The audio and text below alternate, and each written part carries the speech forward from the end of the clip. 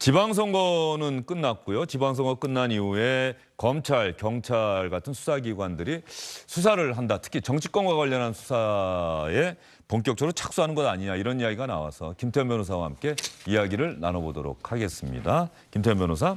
네, 안녕하세요. 뭐 이런 기사들이 나오는 게 아무래도 또 한동훈 법무장관이 법무장관에 있다. 이것과 또 연관돼 있는 건 아닌지 어떻게 보세요? 이게 뭐 수사가 의도를 갖고 시점을 고르고 이런 건 아니겠습니다. 적어도 선거 이전에 뭔가 정치권 수사하는 건 쉽지가 않잖아요. 이런 거예요. 그러니까 선거법 관련 같은 경우에는 원래 이제 선거 기간에 온갖 고소고발들이 있습니다. 고소고발들이 있으면 그걸 가지고 이제 선거 관련 수사를 하게 되죠. 아시겠지만 선거 관련 수사 같은 경우는 공소시효가 짧기 때문에 굉장히 짧은 기간에 압축적으로 수사를 해내야 되는 것이거든요. 그러니까 지금 보면 지방선거 관련해서 입건한 사람이 1,003명, 그다음에 보궐선거에서 41명이라고 얘기는 네. 하는데 근데 이제 문제는 예전 같은 경우에는 시간이 좀 여유가 있으니까 좀 천천히 하는 경우도 있긴 했는데 공소시효만 맞추면 되니까 아시겠지만 뭐 한동훈 장관 취임 뭐 이것과는 무관하게 네. 그 전에 이미 검수완박 소위 말하는 검수완박 법안 통과하면서 이 검찰이 선거법을 수사할 수 있는 기한이 이제 한정돼 있잖아요. 그렇죠. 올 연말까지인가요? 그럴 거예요. 그러면 사실은 예전 같으면 공소시효 1년이니까 지방선거 뭐 6월에 끝나서 내년 6월까지 처리하면 되는데 기간이 반으로 준 거거든요. 그럼 검찰 입장에서 보면 야, 우리가 수사권 가지고 있을 때 이거 빨리 처리해야 되지 않겠습니까? 그러다 보니 아마 지금 검찰이 선거 끝나자마자 일단 입건된 건, 고소고발 들어온 건에 대해서 수사를 지금 진행을 하겠다라는 보도들이 이어지는 거 아니겠어요? 그러니까 선거사범 수사는 뭐 어차피 당연히 해야 되는 거고요. 그렇죠. 왜냐하면 그렇죠. 고소고발이 그동안 뭐 비일비재했을 거고. 예. 그리고 검찰이 수사는 마지막 선거사범 수사가 될까요? 어떻게 볼까요? 글쎄 뭐 그거야 뭐 국회 상황을 좀 지켜봐야 되는 건데 일단 현재 나와 있는 소위 말하는 검수완박 법안이라는 것에 따르면 이제는 마지막인데 뭐 일단은 현재 상황에서는 뭐 그렇게 봐야 되겠죠. 뭐 앞으로 미래 일은 뭐 저희가 뭐 예측할 수 있는 건 아니지만요. 예. 뭐 선거사범 관련해서는 지금 당선인들도 아주 정치적 무게가 상당한 당선인들도 뭐 그렇죠. 뭐 있다. 지금 이재명 의원, 안철수 의원, 김동연 경기도지사 당선인? 뭐 고소고발 건들이 있긴 있는데 그러니까 사실은 이게 선거법 같은 경우에 제일 중요한 건 뭐냐면 선거 각 캠프에서 상대 후보들 고소고발하고 이런 것도 있어요. 그럼 이제 선거가 끝나면 다 이제 고소고발 취하는 건도 있고 막 이러긴 한데 제일 중요한 거는 선관위에서 자체 조사해가지고 야 이거 문제가 있습니다 하고 선관위 고발건이거든요. 유죄가 나올 확률, 그 다음에 당선 무용이 나올 확률은 선관위 고발건들이 제일 많은데 아직 지금 뭐 말씀하신 그런 건들이라든지 한 경우에 뭐 선관위 고발건인지 아닌지는 아직 뭐 좀 보여주는 게 없어서 그런 부분들은 좀 지켜는 봐야 될 것 같아요.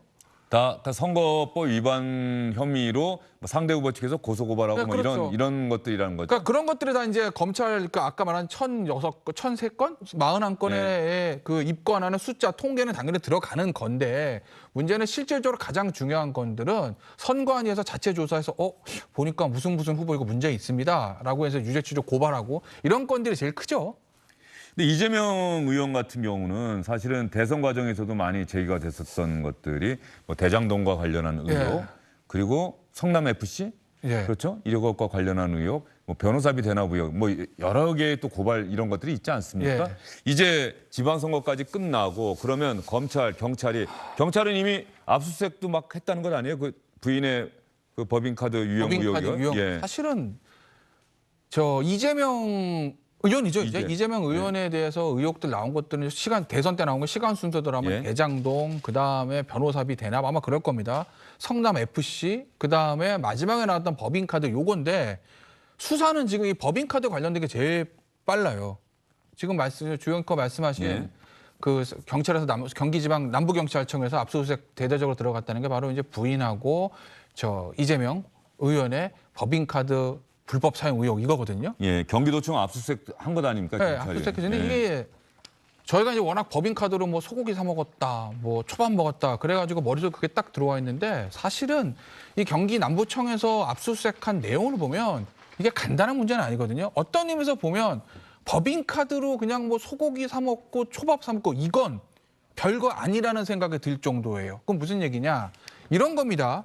경기지방 남부경찰서 압수수색한 영장 보면 피의자가 이재명, 김혜경 이렇게 돼 있어요.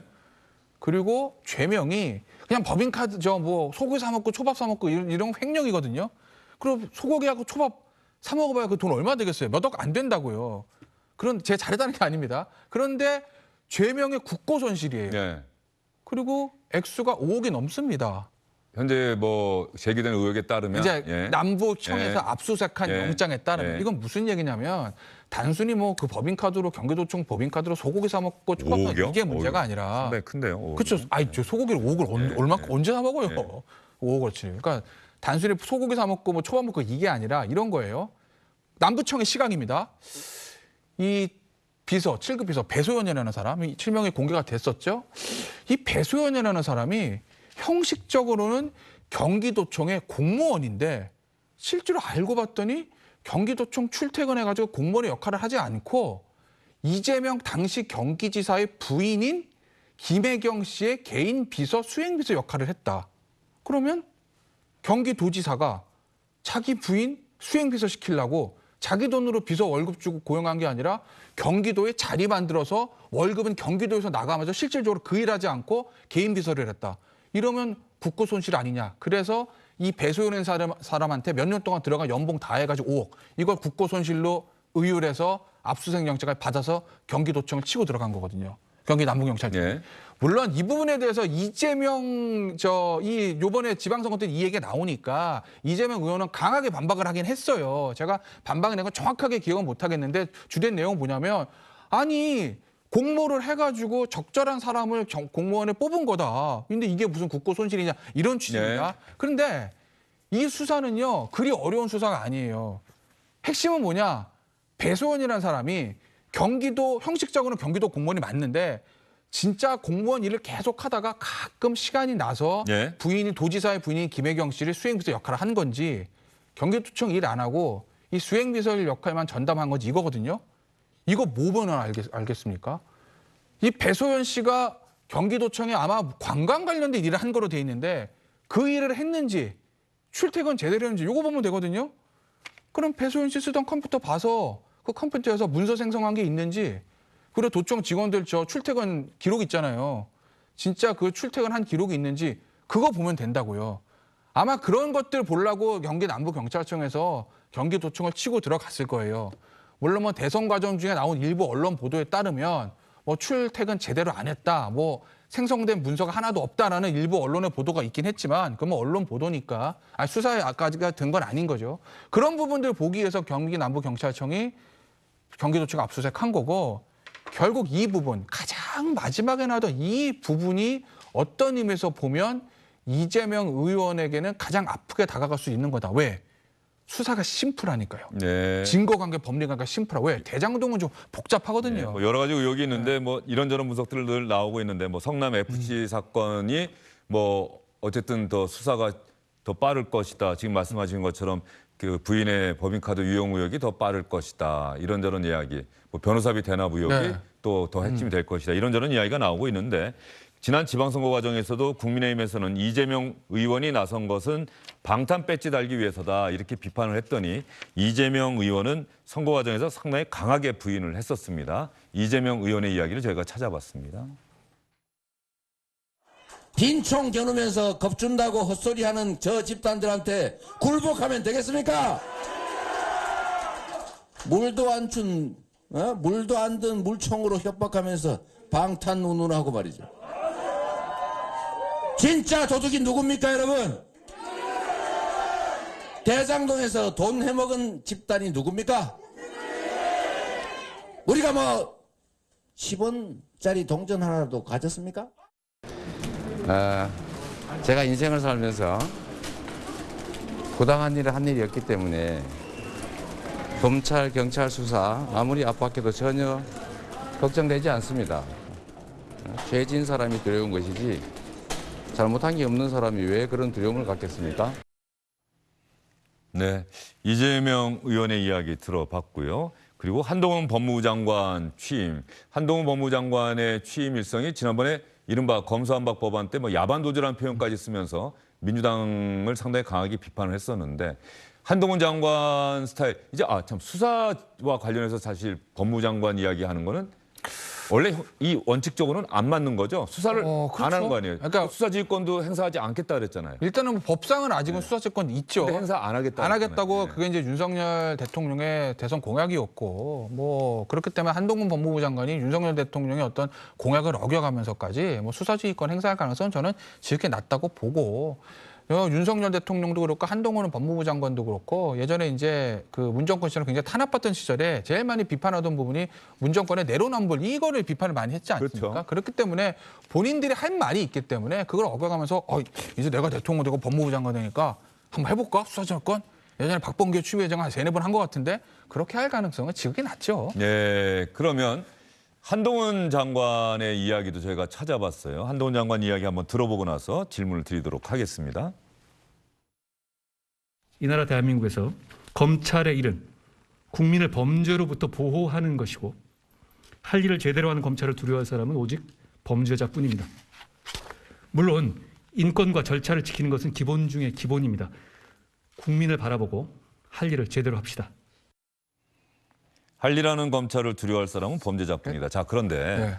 가령 아주 주요 정치인들, 뭐 정권과 관련 있는 인사들, 근데 의혹과 혐의가 언론 보도를 통해 제기가 되고, 그럼 이걸 수사를 해야 되느냐 말아야 되느냐. 이 조국 전 장관 사태 이후로 이게 이제 하나의 엄청난 딜레마가 된 거예요, 우리 사회에. 어떻습니까? 안 할 수가 없죠.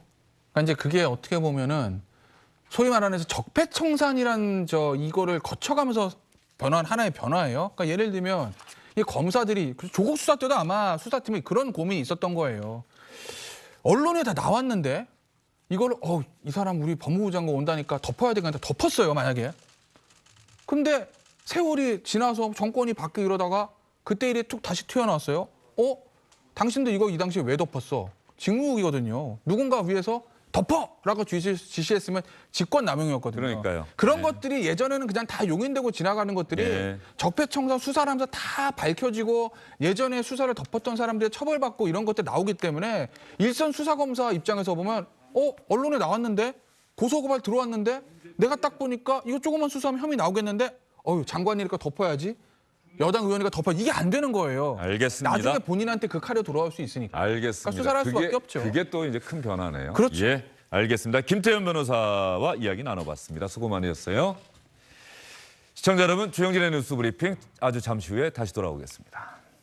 예, 지방선거도 끝나고 이제 내일부터는 현충일까지 사흘간의 연휴입니다. 건강한 연휴 보내시고요. 현충일에는 또 조국을 위해서 목숨을 바친 우리 순국 선열들 생각도 꼭 해보시기 바랍니다. 주영진의 뉴스 브리핑 오늘은 여기서 인사드리겠습니다. 고맙습니다.